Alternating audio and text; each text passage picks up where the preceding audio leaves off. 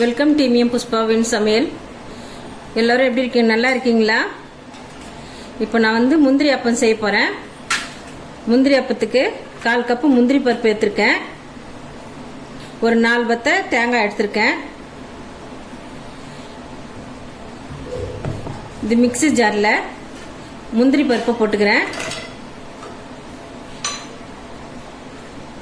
தேங்காயையும் சேர்த்துக்கிறேன்.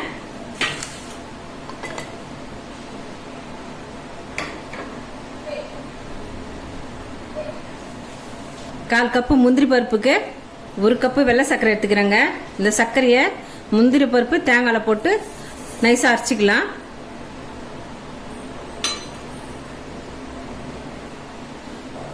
இந்த அரைக்கிறதுக்கு தண்ணி சேர்க்காம கொஞ்சமாக திக்கான பால் சேர்த்துக்கலாம். இப்போ நைஸாக அரைச்சின்னு வந்துடலாங்க.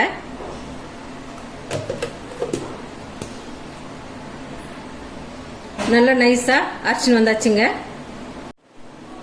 முந்திரி பருப்பு தேங்காய் அரைச்சி விழுத இந்த கிண்ணத்தில் போட்டுக்கிறேன். 1 கப்பு பச்சரிசி மாவு சேர்த்துக்கிறேன்.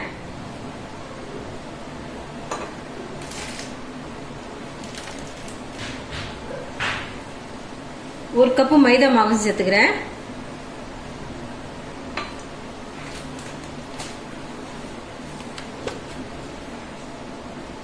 1 சிட்டிகை ஆப்ப சோடா சேர்த்துக்கிறேங்க. கலந்து விட்டுக்கலாங்க. பால் பத்தலைன்னா கொஞ்சம் பால் சேர்த்துக்கலாம்.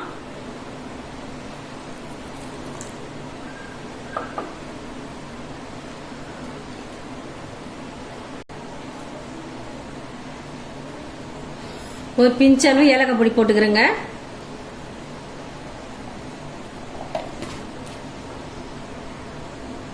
இதை அப்படியே கலந்து விட்டுக்கலாம்.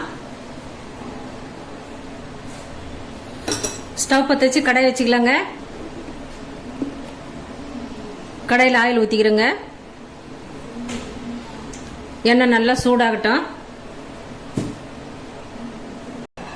எண்ணெய் நல்லா சூடாயிடுதுங்க. சூடானோடனே சிம்மில் வச்சுக்கலாம். இப்போ மாவை இந்த மாதிரி ஒரு கரண்டியில் எடுத்துக்கிறேன். மாவு ஊற்றிக்கலாங்க.